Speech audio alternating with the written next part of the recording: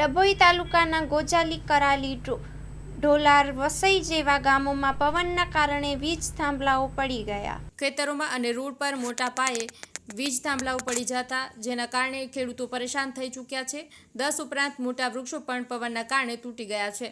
ગત રાત્રિના રોજ હવામાન ખાતાની આગાહી મુજબ કમોસમી વરસાદ અને ફૂંકાયેલા વાવાઝોડાને લઈને ડભોઈ તાલુકાના વાઘોડિયા માર્ગ પર સર્જી તારાજી. ઠેર ઠેર રોડ પર વૃક્ષો અને વીજપોલ જમીનદોસ્ત થતા કેટલાક વીજપોલ ખેતરમાં પડવાથી ખેડૂતોમાં પણ ચિંતાનું મોજું ફરી વળ્યું છે.